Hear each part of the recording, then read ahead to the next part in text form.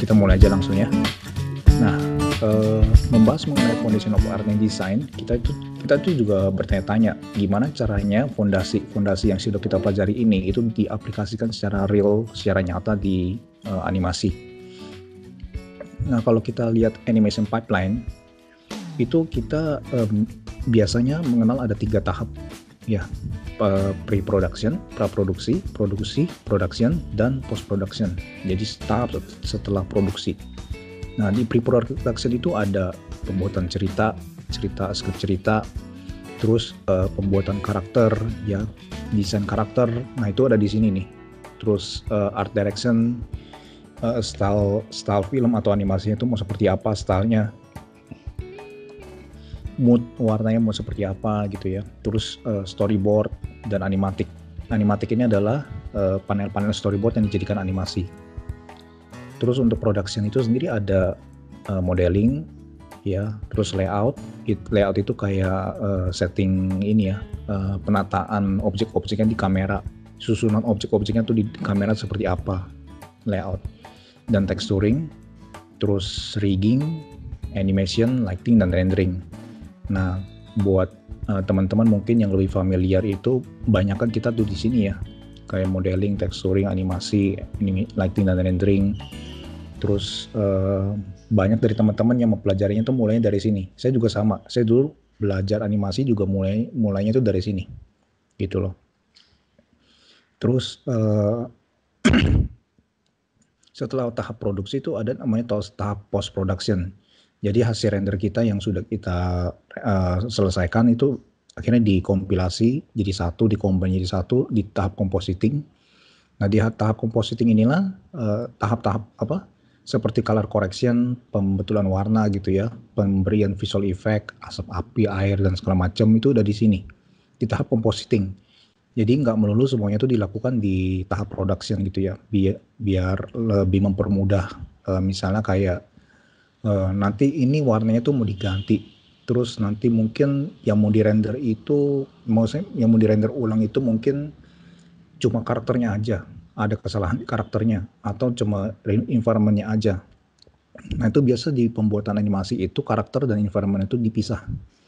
Akhirnya mereka dikompilasi jadi satu, dikompil, dikompositing. Nah, kalau ada revisi, jadi nggak usah kayak langsung render ulang semuanya gitu ya. Tapi ya karakternya karakter aja. Kalau ada yang salah di environment, ya environment aja yang diganti gitu ya. Atau dapat direvisi. Terus ada pemberian musik dan sound effects, serta pemberian ini ya, title akhir, motion graphic atau dan title akhir. Mungkin kalau motion graphic itu yang kita bisa lihat di film-film kayak Kung Fu Panda. Kalau pas film Kung Fu Panda selesai itu kan ini ya, yang keluar itu motion graphic kartunnya ya. Di beberapa film animasi itu seperti itu. Nah, di foundation yang kita belajar kemarin, ini aku mau bahas secara garis besar aja bagaimana caranya penerapannya di sini dan sampai sini sih. Ya, mungkin ini nanti enggak yang ini dan tahap production sama tahap production. Oke, untuk tahap yang tadi aku bahas itu, kalau teman-teman mau ngedapetin penjelasannya lebih lanjut, itu teman-teman bisa download e-booknya belajar animasi itu di websitenya Dapur Animasi. Ini gratis, ini nggak berbayar ya. Jadi ada e-book yang judulnya Belajar Animasi, teman-teman bisa download di websitenya dapuranimasi.com. Itu di situ tuh ada ngebahas tentang pilihan karir di dunia animasi. Jadi karir di dunia animasi itu ada apa aja sih? Terus ada bahas tentang production pipeline yang tadi. Jadi satu-satu tuh dibahas poin-poinnya ya. Sama penggunaan animasi. Animasi itu bisa digunakan di apa aja sih? Terus ada juga tentang storytelling. Nah, mungkin tentang storytelling ini aku bisa bikin webinarnya lagi nih. Jadi ngebahas tentang alur cerita itu seperti apa sih? Dari pahlawan, dari sang tokoh utama dikenal sampai dia bertemu dengan musuh, terus sampai akhirnya memenangkan pertarungan. Nah, itu gimana caranya gitu ya, jadi ada formulanya sebenarnya cerita itu. Terus 3 buku animasi yang wajib dimiliki oleh setiap animator. Nah, ini 3 buku yang secara umum, secara general yang biasanya para animator itu pasti udah baca gitu. Nah, silakan kalian bisa download di ini www.dapuranimasi.com ya, di bagian cemilan gratis. Oke, ngebahas tentang pre-production. Jadi konsep karakter development design ini ada di tahap pre-production. Nah, ini kan aku udah pernah share slide ini di How to Become a Better Artist ya waktu itu ya, tentang foundation ya. Kalau kita berbicara tentang karakter, gambar karakter nih, kita mau bikin karakter, itu kita mesti tahu karakter ini background story-nya apa, latar belakang ceritanya apa, dia punya personality-nya apa, terus physical feature-nya tuh seperti apa gitu. Jadi mengetahui background cerita, personality-nya karakter itu bisa membantu kita buat menentukan bentuk karakter ini seperti apa. Ornamen bajunya seperti apa, style rambutnya seperti apa gitu kan ya. Terus ekspresi mukanya itu seperti apa. Dan setiap karakter itu disarankan, bukan disarankan lagi sih, tapi diwajibkan lah ya kalau kita mau punya karakter yang bagus. Harus mempunyai siluet yang kuat gitu ya, siluet yang gampang dikenal. Misalnya kalau kayak Mickey Mouse, kalau kita gambar bulat, satu bulat, nah ada 2 bulat lagi di atas, itu orang pasti udah tahu, oh ini adalah Mickey Mouse. Nah, itu adalah contoh siluet yang gampang dikenal, siluet yang kuat gitu ya. Jadi karakter thumbnailing ini maksudnya karakter itu digambar dengan cepat dalam bentuk kecil. Nah, misalnya ini nih, karakter ini digambar dengan cepat dalam bentuk ukurannya kecil, tapi dari bentuknya dari jauh aja kita udah bisa tahu, oh ini gesturnya nih gestur cewek, ya kan. Terus kira-kira nih seperti jadi nih karakternya nih apa nih, ini seorang putri gitu kan. Jadi dengan thumbnailing cepat itu kira-kira kita udah bisa ngebaca dengan cepat ini kira-kira karakternya itu seperti apa sih. Apakah dia lemah gemulai, apakah dia ini kayak bapaknya gemuk, cabi gitu ya, terus apakah gesit gitu ya. Ini kayak Aladin, dia badannya gede tapi dia ininya kecil, nih dia kan gesit ya, dia bisa terbang-terbang sana terbang sini ya. Apakah proporsi seperti Aladin, proporsi normal orang pada umumnya di film Aladin gitu ya. Nah, untuk bisa menciptakan karakter seperti ini, tentu saja yang dibutuhkan itu adalah solid line drawing, kemampuan menggambar yang baik, bisa gambar garis dengan baik, yang mana yang tebal, yang mana tipis gitu ya, yang perlu dipertebal yang mana ya, yang nggak usah terlalu tebal yang mana. Terus pengetahuan tentang warna, terus pengetahuan tentang pengetahuan dasar tentang ini, proporsi secara umum dan anatomi manusia gitu ya. Jadi penting banget ini nih, pengetahuan dasar tentang ini, garis, warna, terus proporsi secara umum antara manusia dengan gedung tuh seperti apa, manusia dengan pintu tuh seperti apa, semana gitu ya ukurannya.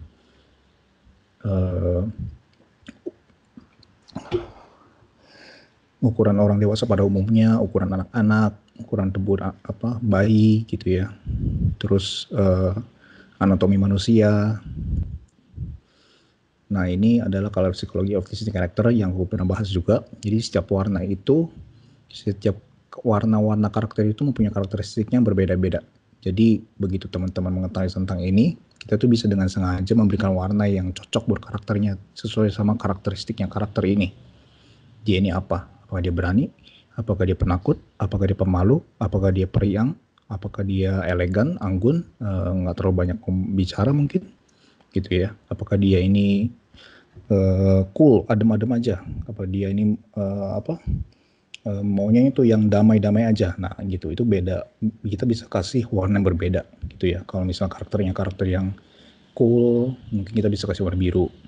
Yang maunya tuh yang adem-adem aja, yang damai-damai aja gitu ya. Kalau misalnya karakternya yang agak frontal, terus ambisius, kita bisa kasih warna merah, kayak gitu. Kayak misalnya kayak gini. Jadi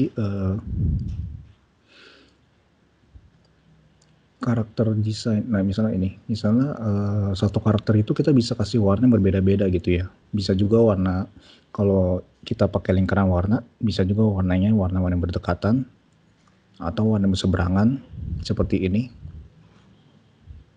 ya, seperti ini juga nih, warna berseberangan ini tuh apa ya? Misalnya kuning itu kan pasangannya kan warna ungu ya. Bisa juga pakai warna hijau yang kayak gini, ada bentuk seperti segitiga nih. Terus bisa juga pakai 4 warna seperti ini. Segitiga lagi, segitiga sama sisi. Ini segitiga terbalik sama sisi juga. Gitu. Jadi ini formula pada umumnya, bukan formula baku, tapi pada umumnya aja seperti ini.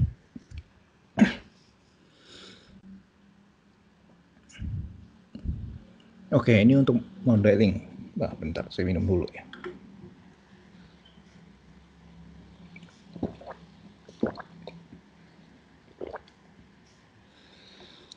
Oke, ini untuk modeling. Nah, untuk modeling kenapa kita penting buat mengetahui secara umum, secara garis besar aja mengenai struktur kerangka tulang, terus anatomi badan gitu ya. Jadi kalau kita tahu tentang struktur tulang ini kan kita jadi tahu ukuran tubuh manusia pada umumnya dari sini ke sini, dari misalnya dari bahu ke siku berapa, maksudnya jarak itu seperti apa gitu ya. Jadi memang untuk bisa anatomi ini itu perlu terus menggambar terus berlatih gitu. Jadi nggak ada jalan singkat, terus berlatih gambar yang banyak gitu ya. Menggambar live drawing yang sering mesti dilatih. Nah, kalau kita pernah tahu tinggi manusia pada umumnya itu kan ini ya, itu jarak dari kaki ke kepala itu tingginya orang itu adalah 8 kepala dari kaki sampai ke atas. Ini kalau misalnya dijejerin kepala nih, ini semua ada 8 kepala gitu ya. Itu ukuran tubuh manusia dewasa pada umumnya. Oke, terus setelah tulang kita tahu tentang penopang gitu ya, struktur penopang badan manusia nih tulang nih. Terus selanjutnya ya ini otot-ototnya membungkus tulang gitu ya, bentuk anatominya seperti apa gitu. Jadi saya juga nggak tahu nama-nama ini nih, saya juga ini ya nggak apal gitu ya. Dulu saya pernah coba apal gitu ya, tapi ya nggak apal-apal, susah gitu ya. Nah, cuma yang paling penting kita tuh cukup tahu kayak secara umum, secara general ukuran tubuh manusia itu gimana, seperti apa gitu ya. Terus bentuk anatomi tubuh manusia, bentuk-bentuk ototnya itu di bagian-bagian ini, bagian tangan, lengan, bahu, atau bagian dada, bagian paha, bagian kaki, leher, terus secara umumnya itu seperti apa gitu. Jadi mempelajari anatomi itu bisa ngebantu kita buat bisa punya ini ya, line drawing yang kuat. Semakin dalam pengetahuan anatomi kita tuh kita bisa dengan semakin mudah juga menggambar dengan kedalaman. Jadi pas kita gambar garis itu somehow kita bisa mainin yang mana gelap, yang mana terang gitu ya. Yang mana gelap, yang mana tipis, yang mana tebal, yang mana tipis garisnya gitu ya. Nah, ini untuk modeling ini yang dibutuhkan adalah ini ya, modeling karakter ya. Jadi sculpting, kalau kita bisa tahu tentang sculpting manual itu juga membantu. Terus pengetahuan dasar tentang proporsi dasar dan anatomi ya untuk modeling manusia ini. Ya, ini contoh karakter kartunnya. Jadi orang yang udah paham tentang anatomi manusia pada umumnya itu dia itu bisa dengan mudah kayak bermain-main dengan anatomi manusia yang udah di stylistik. Kayak misalnya gambar kartun Disney atau manga itu kan kebanyakan udah di stylistik gitu ya. Terus texturing. Nah, texturing ini berbicara juga tentang perpaduan warna harmoni yang basic yang tadi sempat kita bahas. Warna-warna yang berseberangan ini tuh warna-warna yang saling berharmoni satu sama lain gitu ya. Yang kalau dipasangkan ini bisa menjadi warna yang enak dilihat gitu. Warna-warna yang berseberangan ini. Terus psikologi warna warna orange apa, merah apa, biru apa gitu kan. Masing-masing warna itu ada artinya sendiri-sendiri yang berbeda gitu.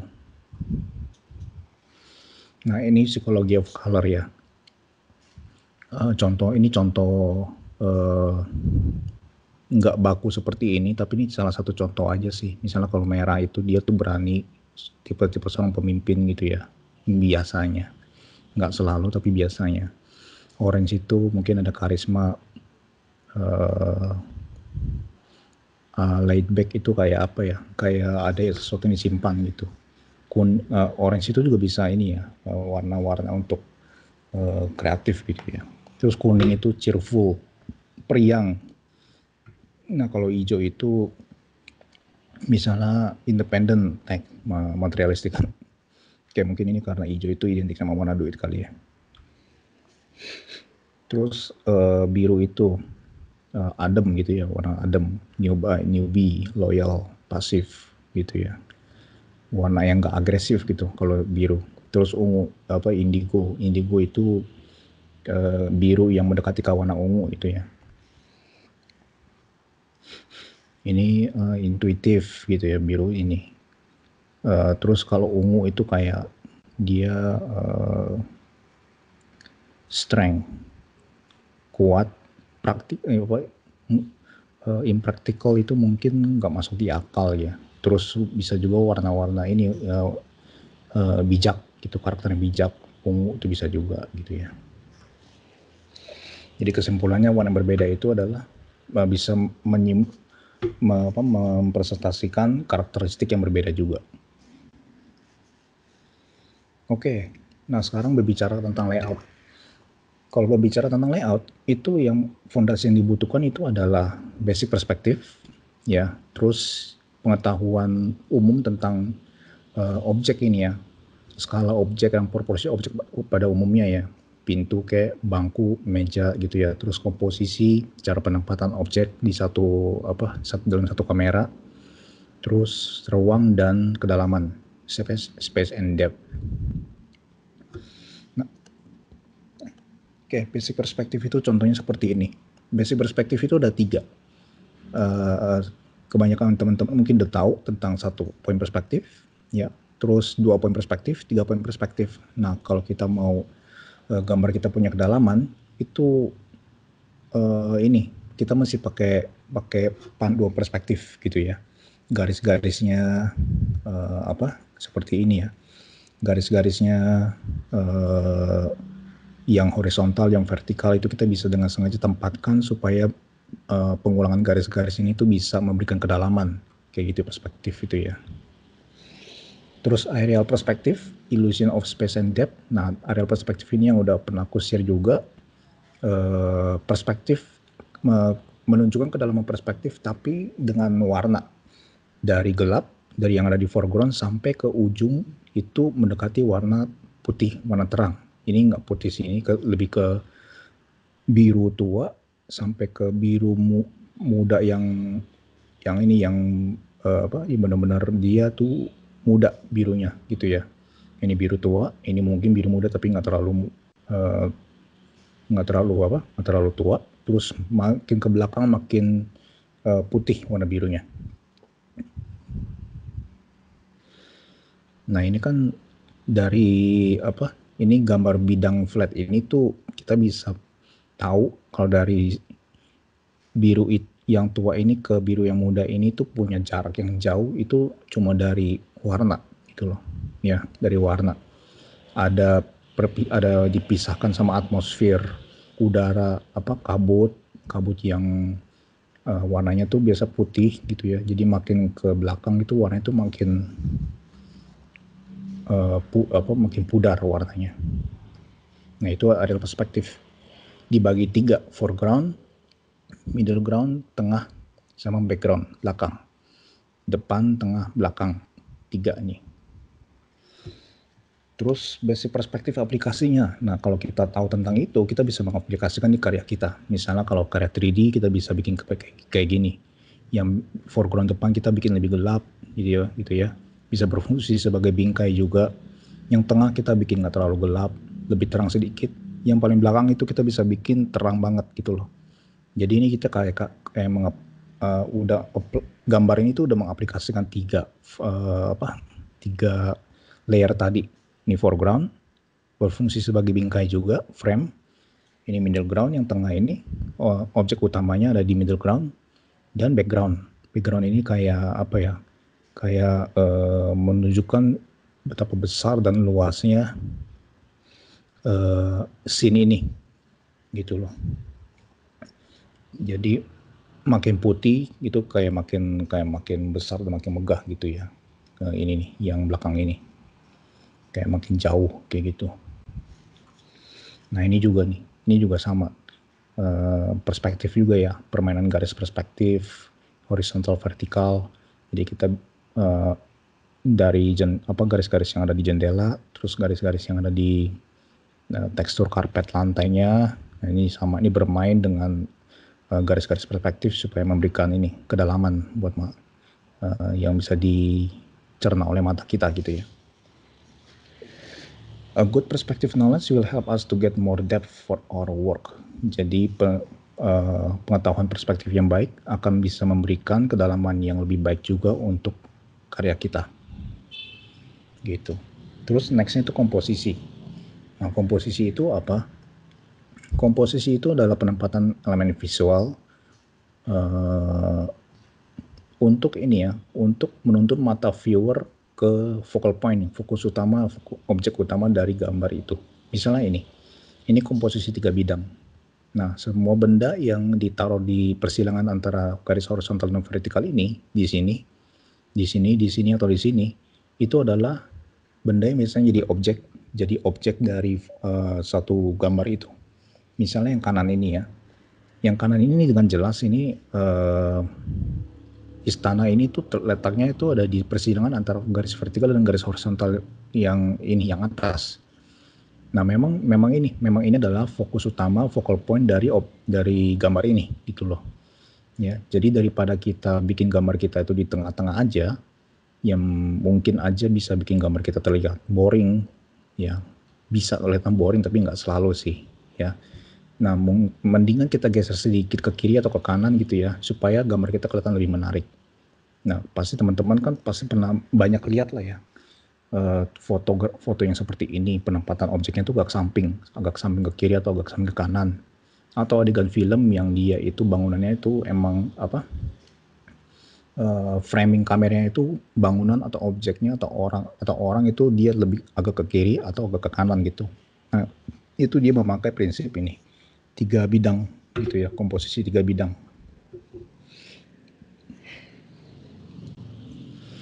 Kayak seperti ini ya. Ini juga komposisi juga nih.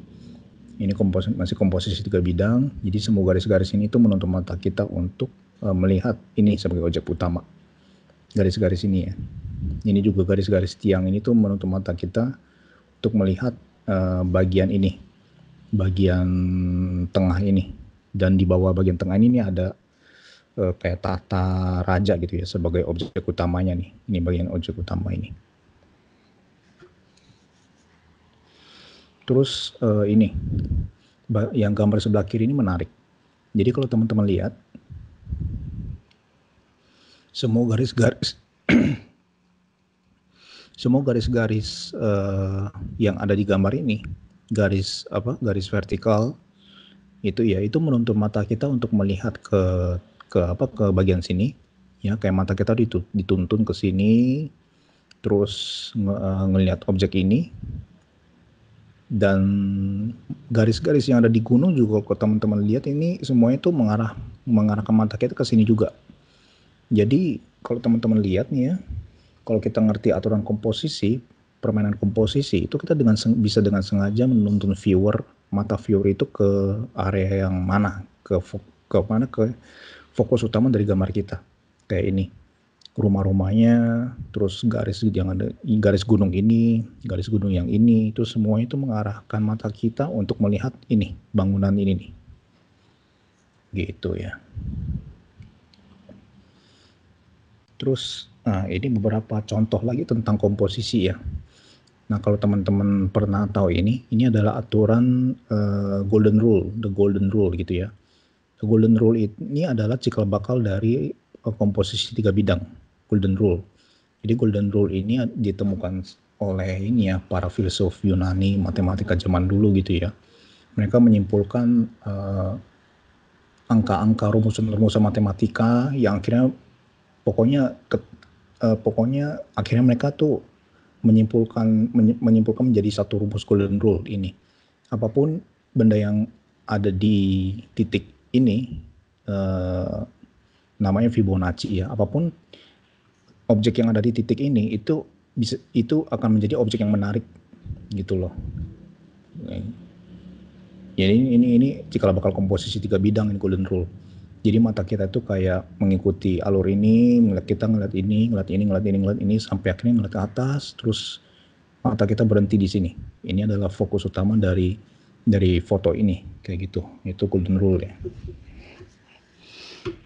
Terus, nah ini komposisi keseimbangan.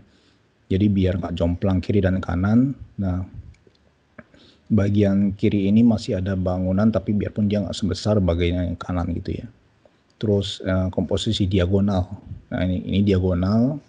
Ya ini juga sama nih komposisi diagonal. Jadi ada beberapa diagonal, bentuk segitiga diagonal gitu di komposisi ini.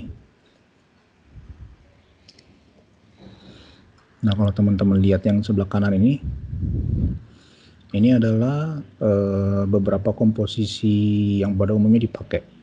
Misalnya komposisi segitiga. Jadi jadi objeknya itu kayak membentuk segitiga imajiner gitu ya, kayak gini. Atau seperti ini. Kayak ini, salib. Ya, kayak ada garis salib imajiner nih di sini. Atau seperti ini. Kayak komposisi kayak matahari terbit gitu ya.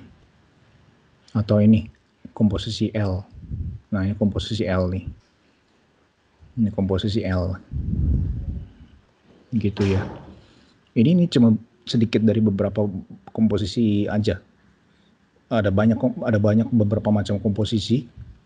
Nah, itu teman-teman tuh bisa lihat komposisi yang pada umumnya dipakai itu di video YouTube dapur animasi ya, yang aku udah bikin. Nah, silakan teman-teman bisa lihat di situ. Ada beberapa komposisi yang tadi aku sebutin kayak L komposisi 3 bidang. Nah, teman-teman bisa dapat penjelasannya lebih lanjut di sana, di videonya ya. Terus berbicara tentang lighting. Nah, fondasi yang dibutuhkan di lighting itu adalah pengetahuan tentang value, nilai gelap terang, terus bayangan, lighting composition, yang nanti juga kita bakal bahas, dan mood warna. Ya, yang aku pernah singgung juga dulu sebelum di webinar sebelumnya. Nah, value, gelap terang itu adalah seperti ini. Jadi, gelap terang itu secara garis besar ada 10 ya, yang ini ya. Nah, pemakaian value itu bisa menentukan ini, jauh dan dekat gitu ya. Jadi kalau kita, ya ini kayak tadi yang aku jelasin sih, yang areal perspektif ya. Yang dekat itu lebih gelap warnanya, makin jauh itu value-nya, ini nih, angka value itu makin ke bawah. Makin jauh makin ke bawah gitu ya. Nah, kalau kita ngerti tentang value, kita juga bisa latihan misalnya menggambar digital painting dengan cukup pakai warna hitam putih aja. Yang mana yang paling hitam, yang mana yang lebih ke arah putih gitu loh. Jadi kalau misalnya hitam banget itu udah pasti kita asosiasikan sama deket sama mata kita. Tapi kalau makin ke arah putih itu pasti makin jauh sama mata kita gitu ya. Kayak ini hitam, makin ke sini makin ke belakang tuh makin mendekati ke arah putih. Ini abu-abu gitulah, abu-abu nih. Ya, kayak gitu. Near darker, far light. Far itu sama dengan lighter atau brighter, lebih terang. Terus mood warna. Nah, mood warna itu misalnya kita lihat gambar ini, itu juga bisa memberikan warna ini ya, warna itu bisa memberikan mood yang berbeda. Misalnya kayak pagi hari. Pagi hari sama siang itu moodnya berbeda. Siang sama sore itu moodnya berbeda. Sore sama malam moodnya juga berbeda gitu ya.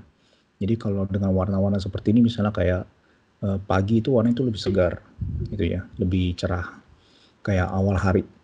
Kalau ini siang itu kayak warna formal, warna rutinitas. warna kayak warna orang ya kerja gitu, orang beraktivitas gitu ya, normal. Terus warna sore itu kayak warna udah setback, udah orang-orang udah mau istirahat, warna-warna yang teduh gitu ya, warna sore. Oh malam ini ya berarti warna orang ya ini, warna orang istirahat udah mau tidur gitu ya, udah gelap. Terus warna apa yang dominannya itu biasanya tuh ada warna biru, biru gelap. Terus bisa dipadukan sama warna kuning cahaya lampu atau ya cahaya lampu gitu ya. Jadi biar bisa balance biru sama uh, warna orange kalau dari segi ini ya, harmonisasi warna ya. Nah itu color mood. Kalau teman-teman lihat juga di film-film, mood warna film-film itu beda-beda gitu ya, kayak yang aku udah pernah jelasin sebelumnya. Jadi setiap genre film itu punya warna berbeda-beda. Setiap genre warnanya itu beda gitu. Misalnya contoh yang ekstrim itu ya film horor sama film komedi. Mereka itu warnanya itu pasti beda. Yang komedi warnanya itu lebih kuning, lebih jelas, lebih cerah. Sedangkan horor itu biasa tuh yang aku perhatiin tuh banyak warna gelap yang kayak biru. Biru atau pucat atau hijau biasanya. Hijau yang ke kuning-kuningan juga bisa ada gitu ya. Kalau teman-teman perhatiin. Nah, berbicara tentang komposisi lighting juga ada beberapa. Misalnya kayak 3-point lighting gitu ya. Komposisi tiga cahaya, 3 titik cahaya. Jadi cahaya itu ada 3 cahaya utama, key light namanya. Terus cahaya yang mengisi daerah bayangan namanya ini ya fill light. Sama cahaya yang menyinari tepi dari objek namanya rim light, cahaya tepi. Kalau disatuin semua jadi seperti ini. Jadi satu objek itu ini standar banget ya. Misalnya kalau kita bikin satu scene 3D, satu objek itu kalau mau pencahayaan yang standar itu adalah cahaya ini. Cahaya 3 titik lampu. Cahaya utama, cahaya isi untuk mengisi daerah bayangan, sama cahaya buat mempertegas tepi dari objek kita. Gitu. Terus kalau yang ini pulse of light ini adalah cahaya yang kalau teman-teman perhatiin gambar ini tuh dia ada ini ya, ada area yang seperti tertutup sama awan. Nah cahaya ini berfungsi buat bikin scene-nya itu kelihatan lebih dramatis. Kalau teman-teman lihat nih, ini ada cahaya yang sangat kuat, tapi di atas ini nih gunung ini tuh seperti kayak ada bayangan. Jadi kayak seolah-olah ada cahaya yang kehalang ke sini nih karena awan gitu ya. Nah itu namanya pulse of light. Ini bisa memberikan kesan yang sangat dramatis di gambar kita. Kita bisa pakai ini di gedung, misalnya ada satu gedung yang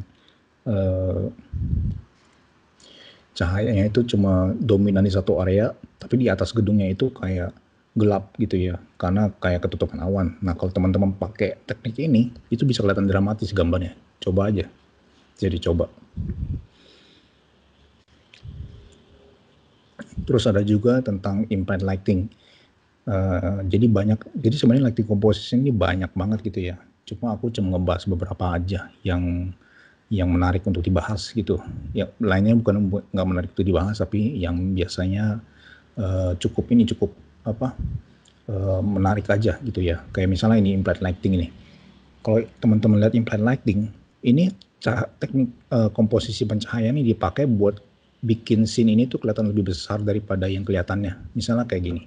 Kalau teman-teman lihat ranjang ini, kita kan nggak lihat di sini ada jendela gitu ya. Tapi ada implied lighting yang datang dari sebelah kanan yang menginformasikan kepada kita kalau ini ada jendela. Nah itu fungsinya apa? Fungsi lighting ini, fungsinya tuh supaya kasih informasi ke viewer kalau ada dunia yang lebih luas, lebih lebar daripada yang kelihatan di kamera. Gitu. Nah yang umumnya ada itu biasa kayak bayangan jendela atau bayangan daun-daun pohon gitu ya. Biasanya itu yang pada umumnya ada untuk implied lighting itu seperti itu. Gitu. Terus ada yang namanya non-key lighting. Nah non-key lighting ini adalah lighting yang apa ya? Yang namanya non-key ya, non-key lighting. Jadi ini nggak ada cahaya utama di sini. Yang ada yang dipakai di adegan ini adalah cahaya sekunder, cahaya pantulan misalnya kayak gini nih. Nah kalau teman-teman lihat karakter ini dia nih diterangi sama cahaya ini meja kan. Tapi cahaya meja ini dia nggak nyorot langsung ke dia. Cuma cahaya yang memantul ke mukanya inilah cahaya yang dipantulkan dari meja. Jadi cahayanya tuh nggak langsung, bukan cahaya langsung gitu loh, non-key. Jadi dia bukan cahaya langsung, cahaya pantulan gitu ya. Hasil dari cahaya pantulan. Penerangan yang teman-teman lihat ini adalah hasil dari pantulan kayak gitu. Makanya namanya non-key lighting. Jadi lighting itu menceritakan cerita yang berbeda. Pencahayaan yang berbeda juga memberikan cerita yang berbeda gitu ya. Different lighting sama dengan different story. Kayak gitu. Ini sama. Jadi topik tentang cahaya, komposisi pencahayaan, komposisi, value, warna itu semua udah ada di seri foundationnya Dapur Animasi. Nah teman-teman bisa silakan lihat di YouTube-nya Dapur Animasi ya, buat karena cukup banyak topiknya ini nih, cukup banyak sih. Jadi aku nggak mungkin bahas satu persatu juga di webinar ini ya, terlalu panjang dan terlalu lama. Nah kalau untuk animasi ya jelas ya kita tahu tentang prinsip animasi ya, pergerakan 12 prinsip. Nah itu teman-teman kudu tahu ya buat yang animasi ya. Jadi supaya animasi kita tuh kelihatannya tuh lebih luas, nggak kaku gitu ya. Mesti kudu tahu tentang 12 prinsip.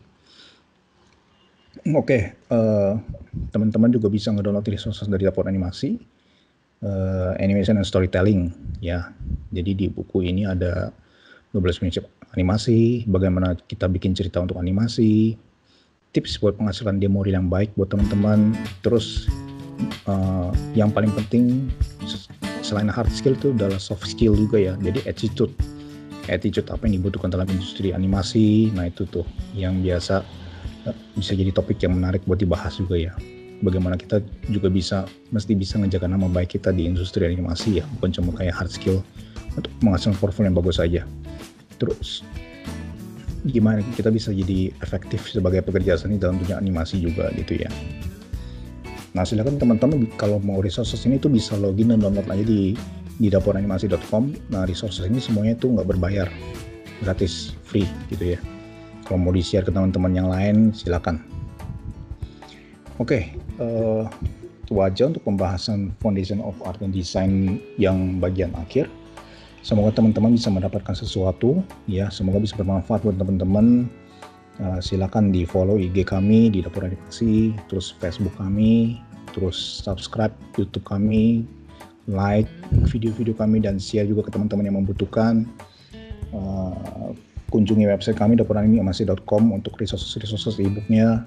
Kalau sekiranya ada teman-teman yang berpikir kayaknya bisa ngajak teman-teman yang lain nih untuk bisa bergabung di grup Dapur Animasi Community, silakan dikabari aja di grup, nanti saya kasih link grupnya.